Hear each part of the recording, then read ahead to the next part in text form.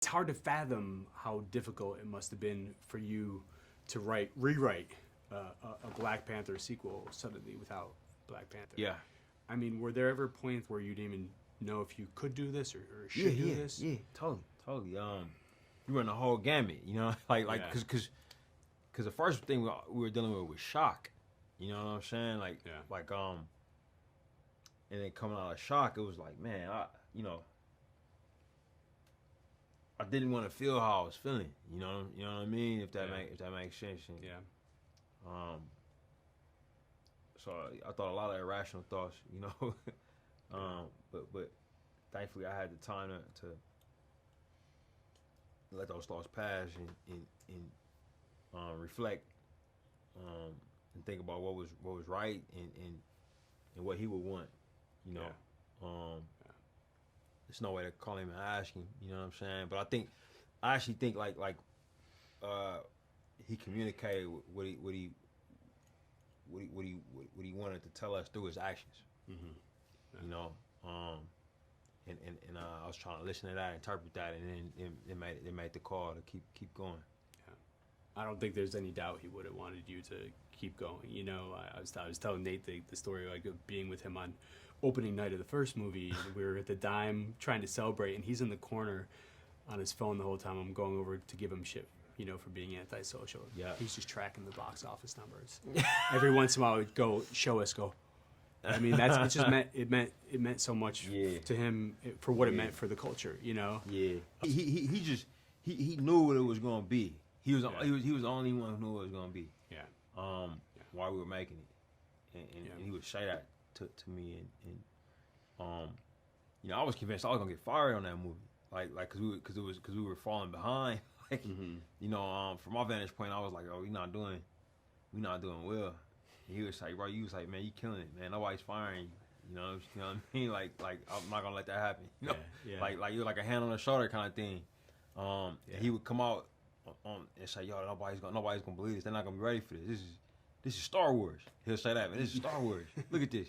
Like he'll look, you know, come out and kind of be amazed at the sets and point around and look around and he's like, it's gonna be gigantic. You know what I'm saying? Like so he had that foresight, man. I think he kind of always did. Yeah. And I think he had foresight in this situation. You know, I think it was the reason that he didn't tell us what he was going through. Yeah. You know, I think in that case it was just leadership by example. You know, which is sometimes the best way to lead. Yeah, 100%. You've talked about the difficulty of having written this dialogue for him that we'll never get to hear him say. Yeah. Can you say anything about, you know, what that version looked like? Was it a much different story? Yeah. It was different. Yeah, it had similar themes, but it was very much rooted in his perspective. And he was going through some things personally that are relatable, different from what Shuri and Ramona go through in this movie. I wrote some killer lines for him. You know, like I was. It's weird to. It's strange to. It's a strange thing to think about. I know. Yeah. I know.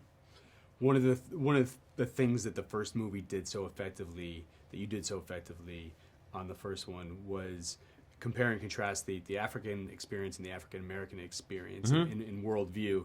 In the second one, you introduced this new kingdom that's Mayan influenced. Yeah. And has a cast of all Latino and Latinx actors. Yeah. What do you think this film says about this sort of shared experience of Black and Indigenous Latin people around the world? Yeah.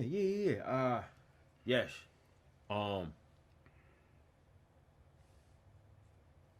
I think what the film is saying, like audiences, I have to determine that. You know, the things that our cultures have in common.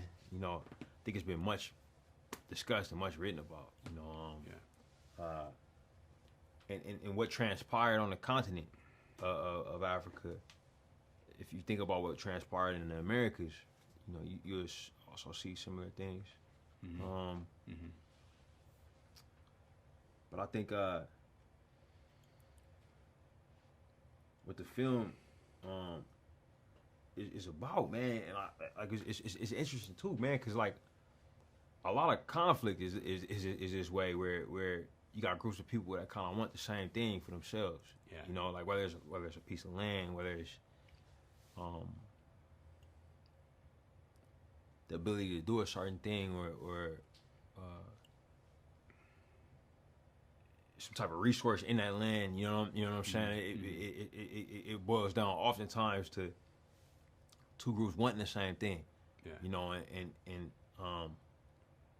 it's interesting because like in this movie, Wakanda and Tyler kind of just both want to be left alone. You know, you know what I mean? Like you know, if that makes sense. Yeah, 100%. What sort of deliberations went into giving T'Challa and Nakia a son? Honestly, that's what the script was about. The script that The original script. Yeah, it was about T'Challa becoming a father. Yeah. Yeah, so it was no deliberation. Yeah, it was that was a movie we were making, and then that happened, and you know, we shifted it a bit. Mm-hmm. To me, honestly, it's the most tasteful way you could approach after the fact. The most tasteful way you could approach that sort of debate that's been out there, which is, should T'Challa be recast? Because to me, it felt like you guys are saying, correct me if I'm wrong, but like there could be another King T'Challa one day, but not yet.